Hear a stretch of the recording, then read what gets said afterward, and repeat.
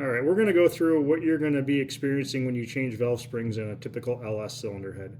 This head is for our Porsche 911 project. This one particularly is a 799 cylinder head.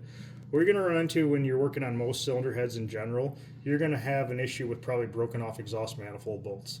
We'll go through and show you in another video how to fix the broken exhaust manifold bolts, so you can be doing that in the vehicle or on a bench like this. What we have are some tools here that I recommend you have when you go to do valve springs on an LS motor.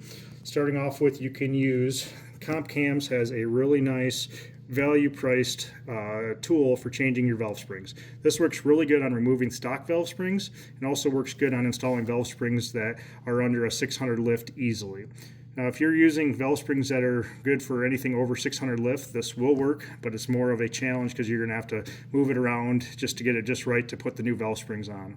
I use an LSM valve spring installer on larger valve springs that have bigger spring pressures and installed heights.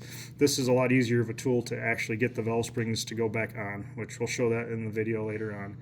Also, we're going to show how to lap your valves. If the valves look like they need to be redone, obviously we'll take it to a machine shop, but this is kind of how to do it at your home.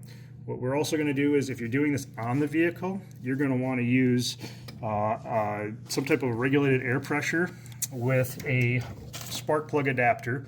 What we're going to do is, if it's on the vehicle and you want to be able to change the springs, we're going to put about 60 pounds of pressure to the spark plug hole. What that'll do is that's going to hold our valves up as we change the valve springs. Also, with the head off, we're also going to make and show you how to do a DIY vacuum tester to check the seal on the valve springs, or I'm sorry, check the seal on the valves. What we're going to do is we're going to use a little Mighty Vac, and I'll show you how to check that by putting a rubber cup over the top of the valves, and we'll pull a vacuum on it so you can test your valve.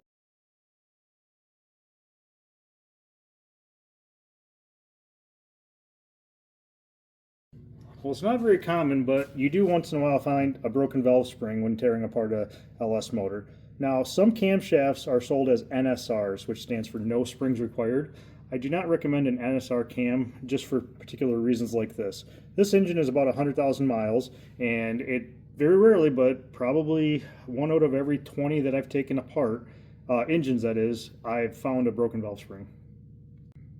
One of the tools that I found that it works really good to have for working on LS motors, these are a set of hose pliers. These ones came from Harbor Freight.